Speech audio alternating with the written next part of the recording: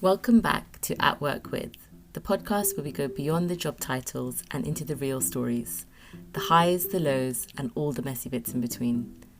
Every week, we sit down with someone who inspires me, not just because of what they do, but because of who they are, what they've overcome, and what they're trying to change in the world. Today's guest is Rich Hua, an inspiring, kind, and genuinely extraordinary human being. His story spans continents, careers, and entire life chapters. From moving to the US as a child who didn't speak a word of English, to becoming a missionary in the Philippines, to leading thousands in a ministry, all the way to building one of the largest emotional intelligence movements inside Amazon. His story spans continents, careers, and entire life chapters. He's a true giver, someone who leads with heart, humility, and purpose. And now he's stepping into a bold new chapter with a mission to bring EQ skills to 1 billion people. I left this conversation feeling lighter, wiser, and incredibly inspired. I hope you do too. Please welcome Rich. Rich, thank you so much for coming on the podcast. Really pleased to have you here. So I'm going to jump right into it, Rich. So I had this whole kind of spiel of what I was going to ask you first, but I want to open with the breaking news of the last couple of days, where you've just left Amazon after building the epic leadership and EQ at Amazon movement. Can you walk us through what led to that moment? Yeah. So I think the short version is I've had an amazing 9-year career at Amazon, specifically AWS. And first of all, I'm super grateful for it. It has been absolutely mind-blowing. And of course, as almost everyone says who winds up leaving, it's the people. The people, the quality, the ownership, the bias for action, the customer obsession. It's just been really a thrill and an incredible privilege. And for me, not just sort of the general Amazonian, but really this whole EQ community that we have of 70,000 people who are all passionate about, developing their EQ. I mean, who would have thought that when this began about 6.5 years ago with like one person and a few others, me and like 12 other people who thought, hey, let's try to spread this across Amazon, that we would actually be able to create this movement. And so it is going incredibly well. At Amazon, we like to think about flywheels. We've gotten this flywheel spinning really quickly and engaged, over 400,000 Amazonians, delivered EQ trainings and workshops and talks, and also impacted over 1 million people outside of Amazon. Right. So we've really made this quantifiable impact both internally and on the world. And so I believe it's time because, again, the internal community is thriving, doing great. There's many leaders who are going to continue all the great work that's been done. And I believe my work is now going to continue in a broader fashion outside because my vision, my aim, my dream is actually to be able to help 1 billion people develop emotional social skills.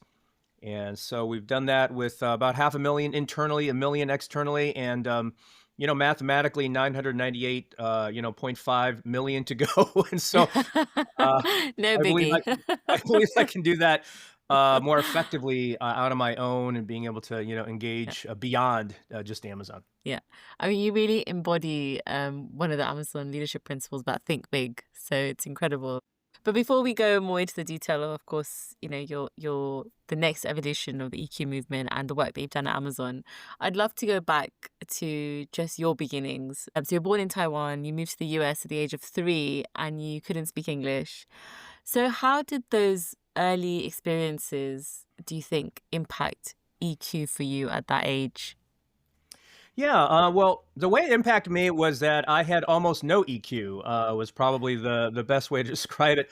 So, I came to America at a very young age, and there were actually 3 things that were real challenges for me. One, as you mentioned, I didn't speak English, not a lick. Secondly, I was really socially awkward. I had no idea how to interact with other people, make friends, talk. And thirdly, I was really hyperactive. So I was sort of informally diagnosed with ADHD. And I think today I would have absolutely been formally diagnosed had I done sort of more testing. But I was a little bit of a Tasmanian devil. I'd go around and basically destroy property wherever I want just because I was so active. And so I had a really hard time socially, and didn't make a lot of friends and didn't really know how to relate to people. And so I experienced a lot of sort of unpleasant emotions, things like loneliness and, disappointment and, resentment. And so I did what a lot of kids do. I decided to turn them all off. I thought these emotions are not serving me. So let me just ignore them, forget about them, and let me just focus on something else. And, as a Chinese kid coming to America, of course, what do you focus on? You focus on studying, right? Yeah. And so I realized I was actually pretty smart. So I thought, let me just focus on IQ and forget about all the emotion stuff. And my goal became to really try to be a genius robot. If I could just be as robotic as possible, and being a genius sounded cool, so that became an aspiration in life. So I thought, forget about the emotion stuff; it's not serving me. And so it kind of worked okay for a while, right? I got straight A's in high school. I got a perfect score on the SAT, which is the American College Entrance Exam. One of only I think it was like 12 people that year out of 8 Oh, million amazing. that got that. And so I thought, oh yeah, my genius robot plan is going fantastic. Until some things kind of threw a giant wrench in it, and I realized this is not long term going to be a fantastic plan. One is I got married, kind of ruined my genius robot plan. And secondly, is I actually became a missionary and an evangelist, and I needed to work with like people. And in that role, this thing called empathy actually is really, really kind of helpful. And so I realized, oh my goodness, I need to really change if I'm going to But succeed both just taking personally and a professionally. step back, so you studied at Berkeley, doing very Yes. well, of course, education wise, profession wise. How did you make that jump from you know a super clever robot to a missionary, and you spent 3 years in the Philippines doing this, and then another 20? Like, Yes. what's the middle story? Like, what was that Yeah. jump? It's funny. I actually have, um, funny enough, I naturally really do enjoy working with people. That's my natural instinct. In fact, I took this sort of career test in high school, and it said that the two top careers based on my interests were number one, counselor, therapist, or minister. And the other one was computer engineer. Like, go figure. Those are the top two. And I'm like, well, I'm not going to be some minister, so I'll go for computer engineer. So I actually studied electrical engineering, computer science at Berkeley because that sounds more in line with the genius robot plan.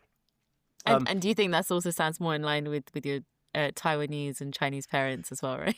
yeah, my parents were actually pretty cool. They were unconventional Chinese parents. Oh They wow, did not okay. push me. They did not tell me to study. In fact, if anything, they said, "Can you please study less and like go out and make some friends because you're studying too much?" I was a little bit, I was a little bit obsessive about studying and getting good grades. So they thought, this is a little too much even for a Chinese kid. Wow. So they were actually really trying to get me to, do more stuff versus just study all the time. Um, so it was really my choice. I thought, I actually really like video games. And so I thought maybe I would design video games, not realizing that, computer science really wasn't necessarily video game design. But I got into it because I enjoyed that. And so in college, I actually had a bit of I call it a spiritual awakening, where I was able to sort of dive deeper into what do I really want? What do I really care about? Right. A lot of people might call that values.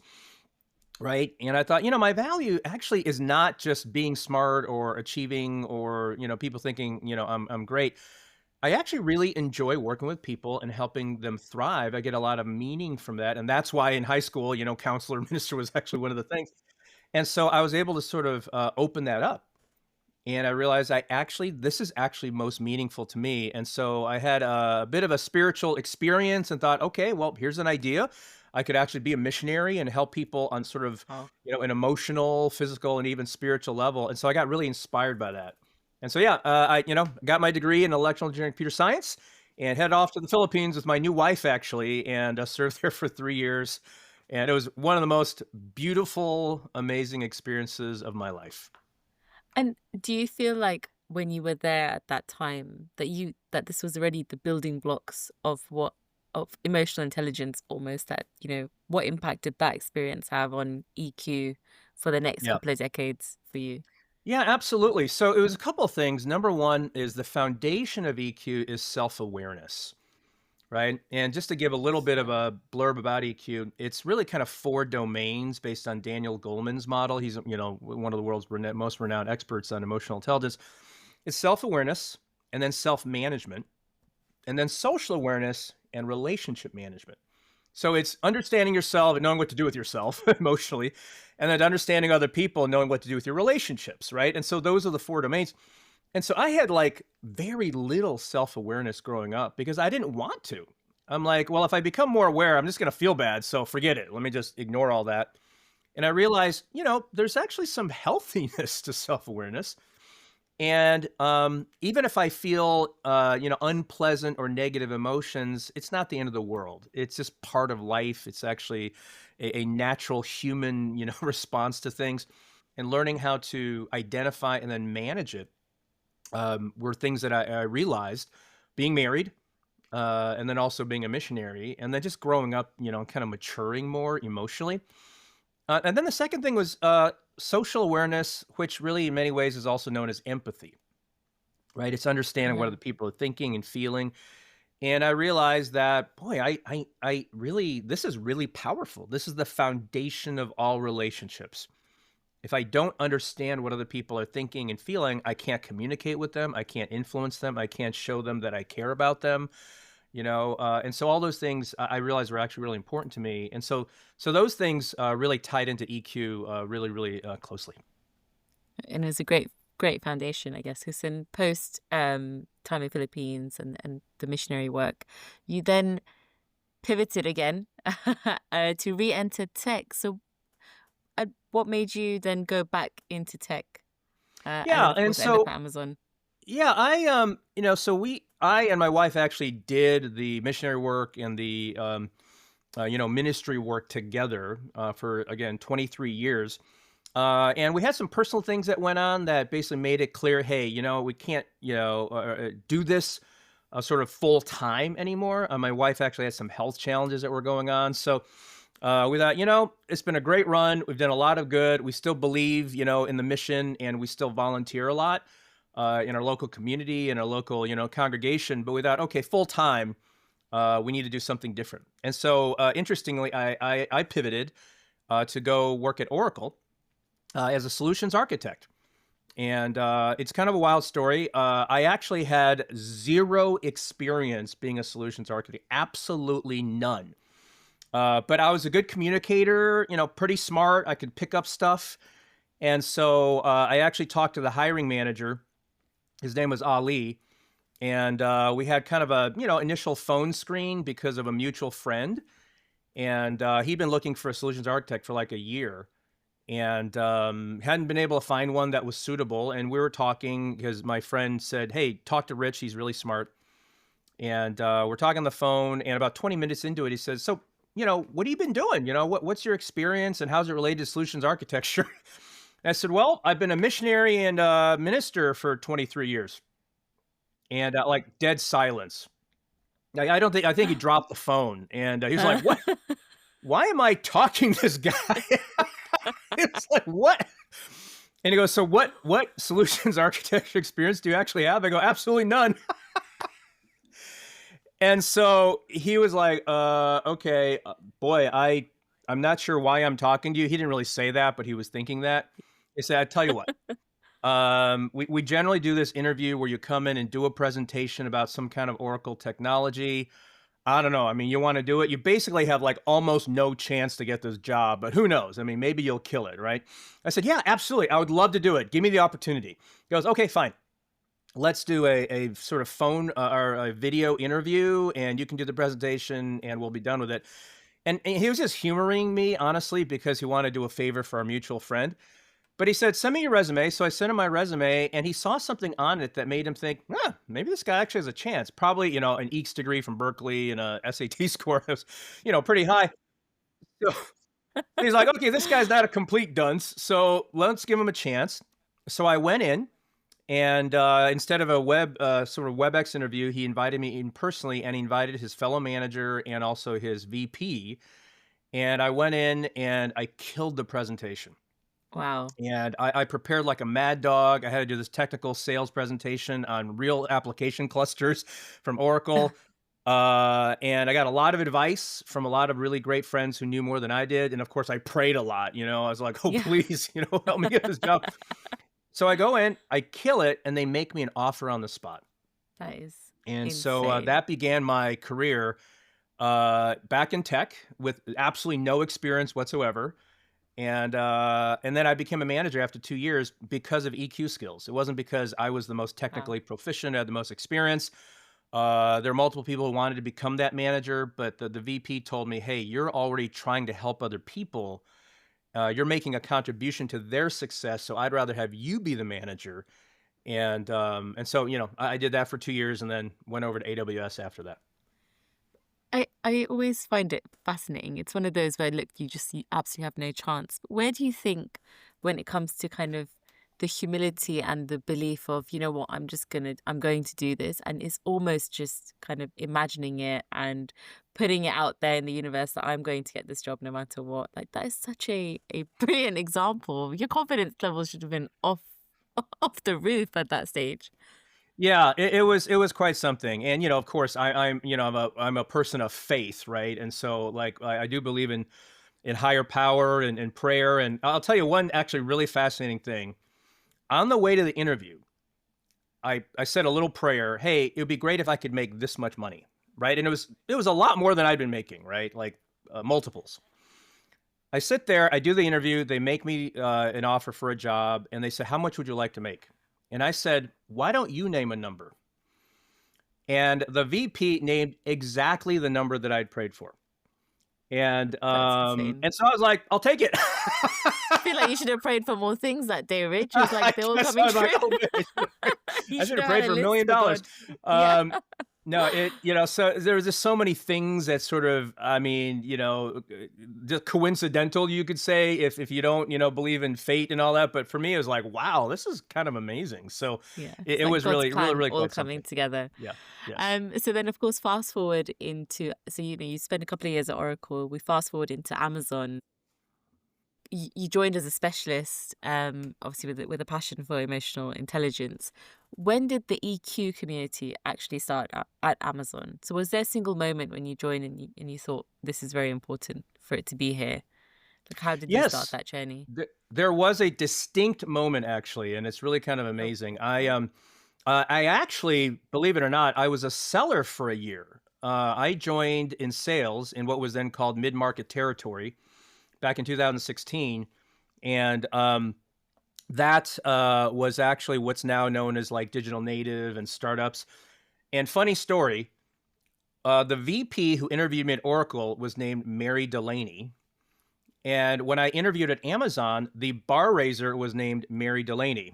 It was the same person oh my because God. she'd moved to Amazon, and Just the two thinking other you're people. following her. I guess so. Well, it gets even stranger. The two other people who interviewed me were named Ali and Quasi, and they actually were also at Amazon. So I Oh literally my followed the God. entire interview panel from Oracle. Oracle over because they became, colleagues and friends and all that. And um, so I was a seller for a year. Then I moved to be the business development manager for Aurora Postgres. Obviously cloud database. For my database background, that made sense. So in 2019. I had been giving like a few EQ talks here and there, maybe hit a few hundred people to whoever would listen. And I submitted an idea to SCO, Sales Kickoff, to say, hey, how about EQ for sales success? And to my delight, the organizers accepted the idea, and they're like, okay, let's give this guy a chance. And they put me in a small room for like 130 people because they thought, I don't know if anybody's going to show up for this weird EQ talk, but okay, Ah, here's a room. Like really basically the smallest one possible. And I said, I think more than 130 people are going to show up. I really do. They go, okay, fine. Here, 180 people. Okay, we'll put you in this room. So the day before my session, they basically, ping me and say, holy crap, so many people have tapped on wanting to attend your session. We're going to move you to a bigger room. I said, oh, that's great. Well, which one? A room for 1,000 people, wow. right? So I show up and it's like standing room only. People are like out the door and can't even get in. And I'm like, oh my goodness. So I give a talk on emotional intelligence for sales success. And it winds up being the most highly attended breakout and the highest rated breakout session. And so I was incredibly delighted. I mean, I got a standing ovation at at the end of this. I'm like, "Oh my goodness, like, I'm onto something," right? And it made me realize people really, are interested. They wanna hear about this. It's really important. And so, I deliver the talk. I'm like, "This is great, fantastic." I deliver a few others here and there, but it wasn't until the next year, 2020, that was really the breakout year. That was in Chicago. And, I delivered a couple of talks, 2,000 people show up, again, highest rated, highest attended. And then some people started coming up and saying, we want to help bring more of this to Amazon. How can we help? And I said, I have no idea. I haven't really thought about it. I'm just trying to, share about this. And so quite a few people came together and we decided to have dinner together in Chicago. And there's about, 12 people. And so we basically got together, had dinner, and said, hey, let's start this thing. Let's work together to bring it to parts of Amazon, wherever we happen to be. And we sort of all made this commitment. We're going to champion EQ, whatever sphere of influence we have. So it was the original 12 EQ champions. And that began it. And, we have like 800 plus EQ champions all over the world. Wow. And then eventually some people started coming up and saying, hey, I love public speaking. I love, training people. Can you sort of teach me how to give your talk? And I said, sure, let's do it. It was always about scaling and bringing it to more people. So I started certifying what we called EQ evangelists. And now we have like almost 150 of them all over the world who now share it. And so together we've been able to, make this impact. So, I had no idea what was going to happen in the beginning. There really wasn't some grand plan of doing it. But I thought, let me do the best I can. Let me help others. Let me try to be a tide that lifts boats. And, magical things really do happen. That's amazing.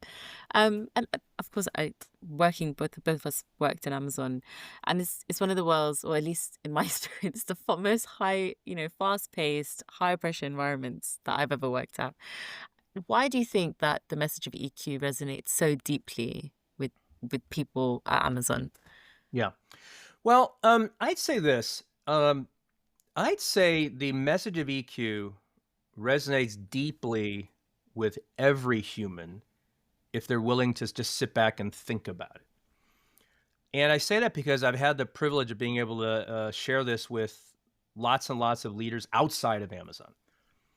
And I have yet to meet an organization that's been like, we don't care about the human side of things. It doesn't matter. Like 100 out of 100.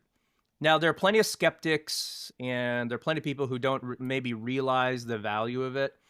And yet, when they see the science, when they understand the research, when they look at their own life, it becomes more and more evident if they're willing to at least think about it just a little bit. And so I think at Amazon, there's some unique things about Amazon that did make this a really great sort of environment. One is we do have incredibly smart, driven people who always raise the bar. And so when you bring data, when you bring research, they're willing to think about it. They're like, oh, okay, well, at least I'll consider data. I mean, because constantly learning, right? Learn and be curious is certainly one of our leadership principles. Earn trust is one of our leadership principles. So there's these things that sort of lend itself to looking at new data. And so I think that's powerful. The other thing is, one of the things I say is, hey, how many of us would like to manage our stress more effectively? I mean, everybody's going to raise their hand, right? How many of us would like to be happier and healthier? Everybody's going to raise their hand. How about more successful? Sign me up. Like, these are very natural human desires and motivations. And that's what EQ does. It helps you be happier, healthier, more successful, and maybe even kinder and a better version of yourself along the way, right? And so I found, again, almost every single human being desires that. The third thing I'll say about Amazon that is uniquely powerful is the culture of experimentation. You can pretty much try just about anything as long as it doesn't go around damaging other people, and that because you think it might actually help people. It might help your colleagues. It might help customers. Wild ideas that maybe seem a little nuts at the beginning. And so that's exactly what EQ was. Like, what is this? And yet, because of the sort of culture of, hey, let's try things, it might help people. Let's look at the data. it wound up really, really growing. And so I really appreciate that because, I mean, when I wrote the narrative to launch the Epic Leadership Program about over 4 years ago, it went from this hobby sort of passion project off the side of my desk to my full-time job. And I'm not sure that would have happened anywhere else, very few places. And because we have this mechanism of writing the 6-pager, proposing a program, and to my delight, my VP at the time, Brian Taptich, was willing to say, thumbs up, let's do it. I really believe this can make a Amazing. positive difference. And so, those are, I think, all reasons Yeah. why Thrive has And, been able to and for thrive. those that are not familiar with the EPIC framework, are you able to give a quick snapshot of what Yeah, that I sure is? can. I was trying to figure out, sort of a way of being able to describe the kind of leader that is emotionally intelligent. And so I came up with the EPIC framework. It stands for leaders who have empathy, purpose, inspiration, and connection. Right? Empathy, obviously understanding what other people are thinking and feeling, being able to sort of attune themselves to that. Purpose is, a North Star, a sense of why are we doing this, something that goes beyond ourself. Obviously even Amazon itself, right? Customer obsession, being the world's most customer-centric company, right? There's a sense of purpose. Inspiration is, tapping into that sort of inner motivation of doing something because we're really excited about it, passionate about it. Find a sense of fulfillment from it. And then, of course, connection, right? Like really being able to have bonds with other human beings on a level that is actually healthy and meaningful. And so these are the kinds of leaders that, turns out, drive long-term success, create the conditions for greater innovation and transformation, and also are the ones you want to work for. I mean, if you don't actually have those, I mean, people might work for you for the money, but they're not going to stay long term. I mean, I often say, hey, raise your hand if you'd like to work long term for a manager that doesn't care about you at all, doesn't have empathy, really doesn't inspire, isn't connected as a person, and sign me up for that person. I mean, obviously not. But when they are epic leaders, obviously there's going to be a lot more of that desire to continue to work together. Yeah, and I love how the an acronym is EPIC. So, in Yeah. your experience, which is there any one of those that you think leaders struggle with the most, and why do you think that? Wow, that's a good question. It's interesting. I'd say from what I've seen, and this is not a scientifically, rigorously tested, sort of thing, but I'll say from my experience, I think inspiration is probably the one that people misunderstand the most. Right? Empathy is a lot of research about it. Purpose, hey, here's what we're going to do. Here's why. Connection. I mean, some very basic things can help you be connected if you're willing to put in the time, effort. But inspiration, a lot of people are like, I'm just not an inspiring leader, especially in the tech world. I think in the tech world, people, tend to think, I'm very technology oriented, or, it's just about the data. So inspiration is not something I can do. But what I try to help leaders understand is everybody can be inspiring, actually, because there is an art and a science to it. And what I help people understand is inspiration is not just, we've got a big, bold vision, let's all go, here's what we're going to do. I mean, that's part of it. But the other part is actually tapping into people's personal motivations and helping them connect with the overarching goal. That's the part that a lot of Mhm. people don't actually understand or do, because, hey, we're going to all, we're going to release this product at this date and it's going to change this many people's lives. Well, why do I care about that? I mean, it's changing other people's lives. But if I can tap into my own reasons, then it actually becomes really inspiring. And fundamentally, people have sort of a sort of really similar set of motivations internally, and I call it RAMP.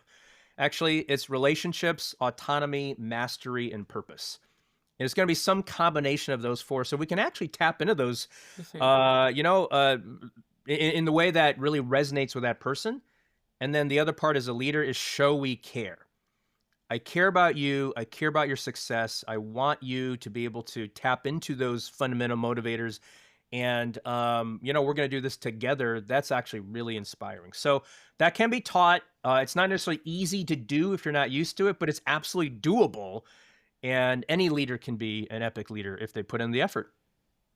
And I love how a lot of when you talk, when you give these talks, and I've read a lot of the articles as well, that this is not something that you are inherently, people say, oh, I just can't do it. It's not something that you inherently are born with, but it's something that you can learn and coach and develop, which is so good for maybe someone who's listening and saying, no, I could not do this, or I could not be a leader like that. So now you are, and we touched on this at the beginning, but you're kind of setting out on this audacious mission to get EQ skills to 1 billion people.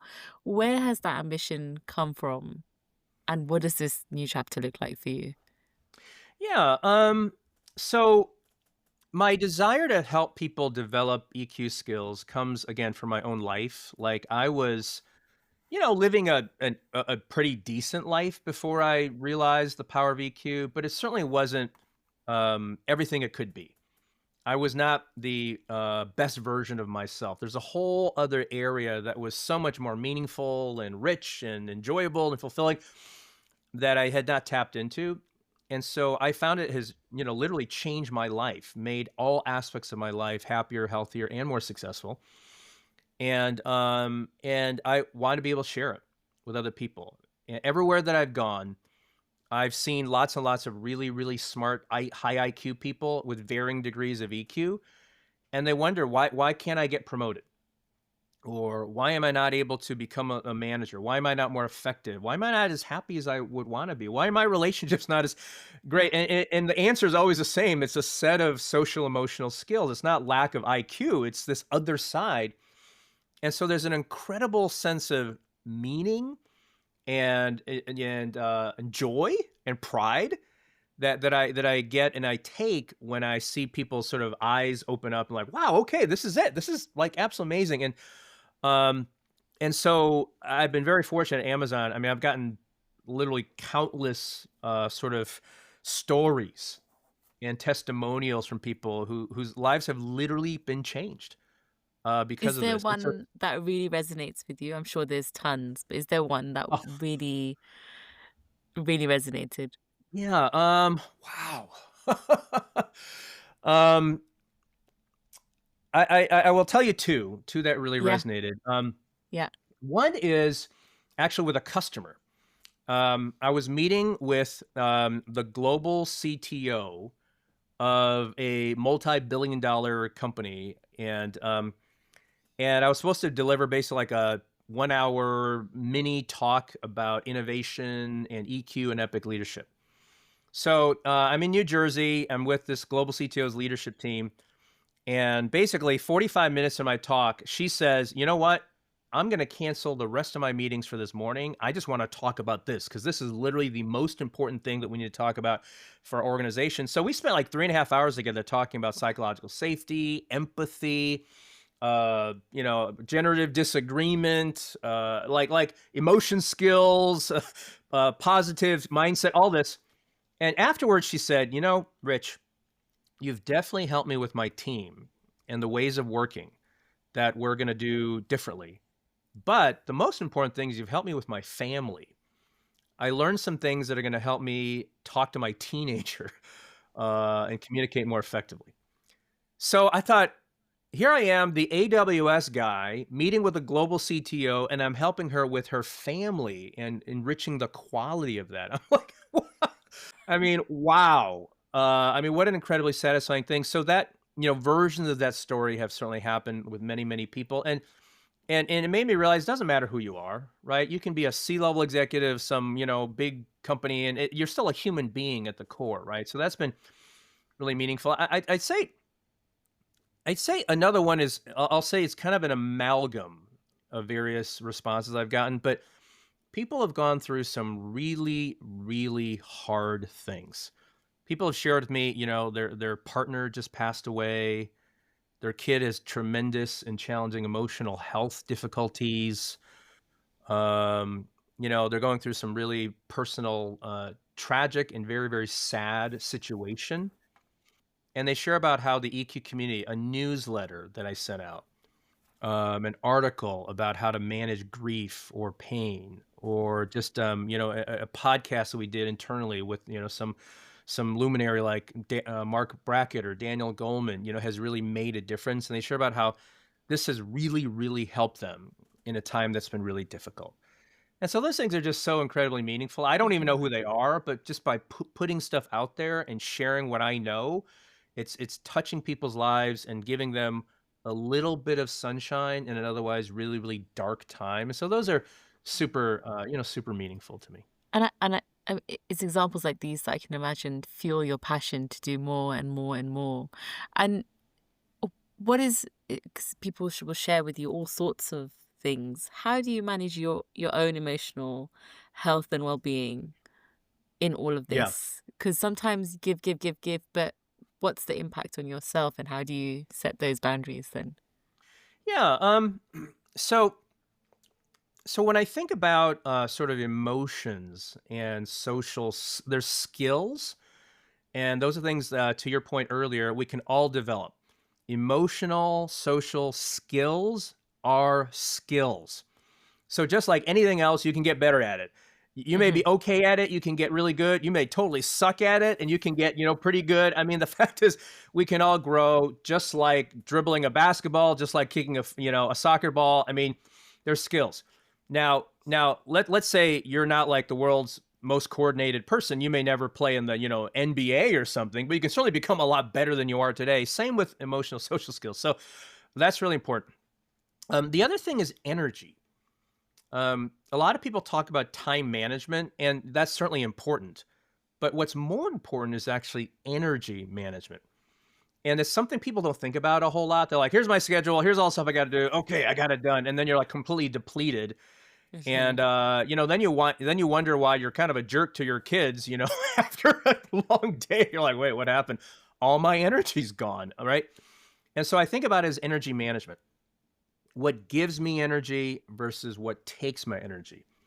And sometimes they both give and take, and that's okay. But understanding that, right? And so when I meet with people or give a talk or do a workshop, obviously I'm expending energy. So knowing how to sort of go, let me do the things that will help me recover, right? So there's productivity, there's high performance, and then there's recovery that needs to happen from that. So I'm very thoughtful about that. Like one really simple thing is the research has found that if you basically sort of go full tilt, really, really give your energy for 60 to 90 minutes, you need a break, right? About a 15 to 20-minute break is actually really helpful. So I try to take those breaks. I don't just go, meeting after meeting after meeting after meeting.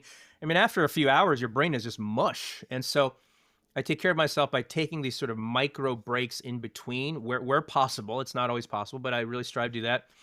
And then I have things that I do, during the week that also gives me energy and recovery, right? I do martial arts, and I've been doing it for many, many years. So I really, really enjoy that. Kind of lets me get the adrenaline going and physical exercise, spending time with loved ones and friends, and just being together and laughing and enjoying that. Reading a good book. I mean, those are all things that help me recover, so that I can go back and expend and give energy. Amazing. And if there was one emotional skill that you think everyone should know, what would you think that would be? Wow. um, that's a tough question. If I had to just pick one, let me do this. I'm gonna pick. Maybe I'll pick one sort of personal one, and I'll pick one sort of interpersonal one. fine, I'll give you that. Yeah. Is probably what I'd say. I'd say the um, I'd say the sort of personal one would be um, I'd say positivity, having a positive mindset, being able to look at things and go, we can fix this. We can do something about it. There's a way to be able to push through this. There's something that can be done. Um, and I say that because the world around us can be pretty negative. All you gotta do is pull out your phone and start reading the news, and Hmm. boy, talk about having a disappointing negative experience. Yeah. It's like, wow. So, and we also tend to have a negativity bias, right? Evolutionary wise, which means that we tend to notice negative things more than positive things. And so if we're not aware of that, we're just going to go into a negative spiral and just feel really bad all the time and be pretty negative. And so there's a way out of that. And it's to have a positive outlook, positive mindset. And one of the most powerful tools I teach people is I call it the 3x3. Of course, at Amazon, we have this thing called the 2x2. We write Mhm. as a business update weekly or monthly. And so I call it 3x3. Essentially, it means writing down 3 things you're grateful for each day for 3 weeks. And when you do that, you actually rewire your brain circuitry to be more positive. It's kind of magical, actually. It's the number one technique used by cognitive behavioral therapists to treat people who actually have depression. And they found that it's really quite effective. For some people, it's actually even more effective than antidepressants because when you actually activate sort of the gratitude, you create serotonin and dopamine, which are the two main neurotransmitters targeted by antidepressants. So it's a natural antidepressant. And I tell people, hey, there's a boost to that too. Express that gratitude to somebody else. Like write it down, but then tell at least one person, hey, I'm really grateful for what you did. I'm grateful for that comment you made in the meeting that supported my idea. I'm grateful for the mentorship. I'm grateful, to my partner for giving me a big hug, or my kid for telling me I'm a great, parent. Like expressing that, then you actually double it, right? You Mhm. activate those sort of serotonin dopamine pathways, and then you activate in them as well. So really powerful. Um, and again, I think in this day and age, we could certainly use more of it. And it's also a foundation for adaptability and resilience, which are two really important key skills we need today in this age of AI. I mean, we're living this VUCA environment. And so being able to have that. And I'll tell you, this isn't just like, hey, this is a nice idea. I mean, there's a lot of science behind it. And in fact, the Navy SEALs, one of the most elite, hardcore, operators in the world, also believe in positive outlook. They call it Mhm. attention control.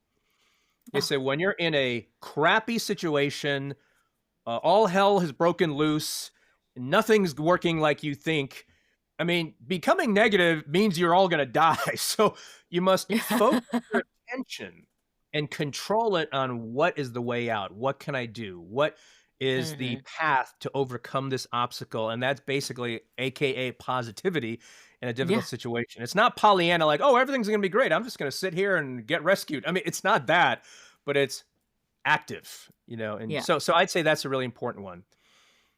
The other one I'd say, I call it the human API. And we're in the tech world, so we all know that stands for Yeah. application programming interface. But in But in the EQ world, it English. stands for assume positive intent. 10. Ah, That wonderful. when we engage with other people, assume positive intent because you know what? 99% of people really do a positive intent. I mean, think about it. I mean, we may be stressed out, we may be tired, we may do or say something that isn't the best version of ourselves. And it's not like we're out there trying to like do damage. We're just like not in a great spot. So we blurt out something that's kind of, offensive or dumb or hurtful. Again, almost all the time it's unintentional. And so why would we think other people are doing intentionally? They're Mhm. probably not. I mean, and other stuff is going on, right, in their lives. And so if we assume positive intent, then we're going to have better social interactions rather than jumping to conclusions. That jerk, they're out to get me. They're just an idiot. Like that. That doesn't. I mean, that doesn't really help. And maybe they are an idiot, maybe they are a jerk, but there's like a 1% chance they are, not 99% chance they're just having a really bad day. And so I found that that really helps my relationships, Yeah. interactions. And, and I have met the occasional jerk who really is out to do something, but, it's so rare that assuming positive intent, unless proven otherwise, is actually really, really powerful social sort of mindset to have. And it also keeps you happier and you more content the more positive I find as well. Like I really have to sometimes train my brain to be like think positive, but I see the impact it has on me emotionally and spiritually Yes. and cognitively. So I love that, and I love the API, the API acronym which I will use. Yeah. Well, So I'm a before, nerd, so, I use yeah. nerdy terms, and so nerds rule. So before we end, it's been wonderful this conversation, Rich. I would love to end with a quick fire round. So a couple of questions. First thing that comes to your mind. You ready? Okay, all right. Hope I don't Yeah. embarrass myself. Right. Coffee or tea? Coffee, Books or podcasts? What's your favorite way to learn? books, What's one of your top books that you'd recommend? Oh Fiction goodness. and one nonfiction. Okay. Emotional Intelligence by Dan Goleman. I mean, the changed my changed my life back in the 90s. So that's the nonfiction one. Wow, fiction. Oh my goodness. You have to have a bit of fiction, like, going into someone else's world, into another Yeah, environment. I have a confession to make. I haven't read a whole lot of fiction in my adult life, though I read lots and lots of fiction when I was a kid. Okay, one of my favorite ones I still remember, The Elfstones of Shannara.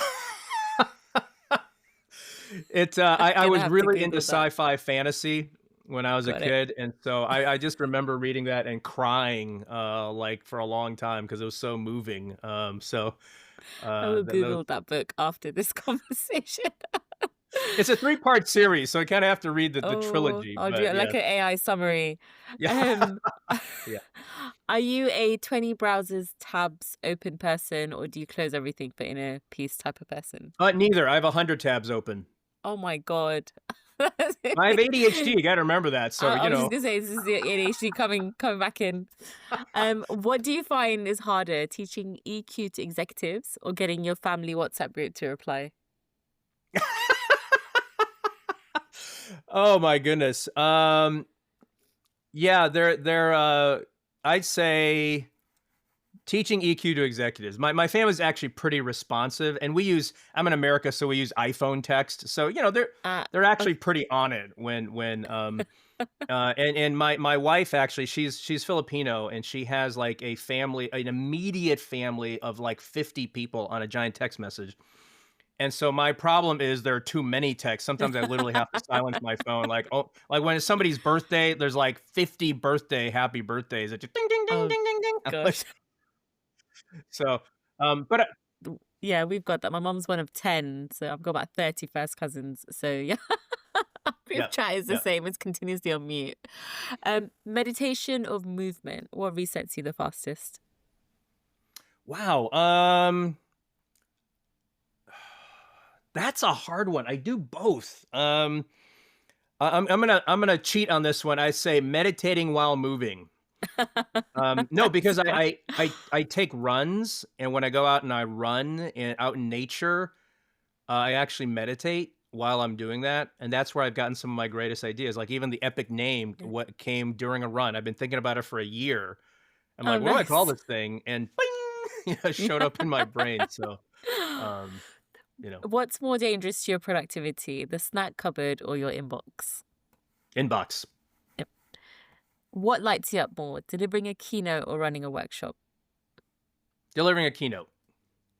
And what's one word your friends would use to describe you? One word. Giver. A lot of people describe me as a giver, and I think that's it's a great compliment. And I think this conversation is a big example of that. Thank you so much, Rich. That's the end. Thank you so much for making the time to come on. And I'm really excited to see EQ reach 1 billion people. I will be there cheering you on. And I'm looking forward to the next TED Talk and a book and all the other plans that are coming up. So thank you. Thank you. Thank you very much. I really appreciate it. And one plug I will put out there is I really do want to be able to share these skills and knowledge with as many people as possible. So I encourage people, follow me on LinkedIn.